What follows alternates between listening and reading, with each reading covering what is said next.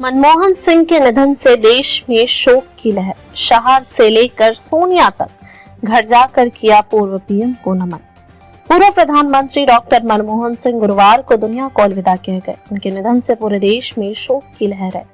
PM Modi और राहुल गांधी समेत कई नेता पूर्व पीएम सिंह को श्रद्धांजलि अर्पित करने उनके आवास पर पहुंचे। भारत के पूर्व प्रधानमंत्री डॉक्टर मनमोहन सिंह गुरुवार को 92 साल की उम्र में दुनिया को अलविदा कह गए।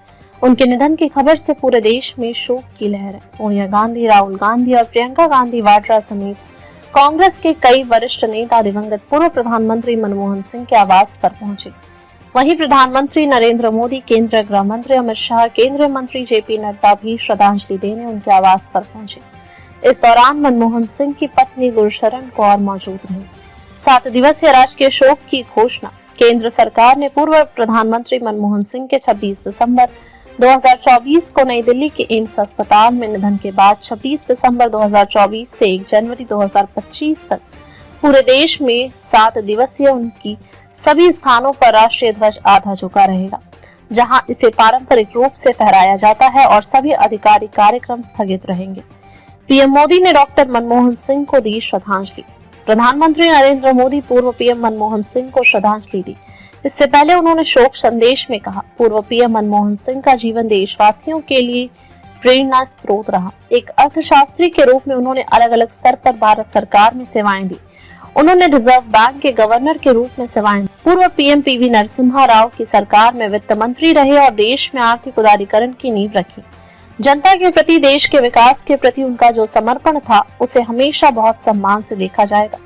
डॉक्टर मनमोहन सिंह का जीवन ईमानदारी, सादगी का प्रतीक था। उनकी सौम्यता, बौद्धिकता उनके जीवन की पहचान रही। मुझे याद है जब राज्यसभा में उनका कार्यकाल समाप्त हुआ था तो मैंने कहा था, उनका बतौर सांसद समर्पण सीखने लायक है। उच्च पदों पर रहने के बावजूद अपनी जड़ों को कभी नहीं भूले। वे सभी के लिए सहज उपलब्ध रहे। जब मैं मुख्यमंत्री था तो मनमोहन सिंह के साथ राष्ट्रीय और अंतर्राष्ट्रीय मुद्दों पर खुले मन से चर्चा होती थी।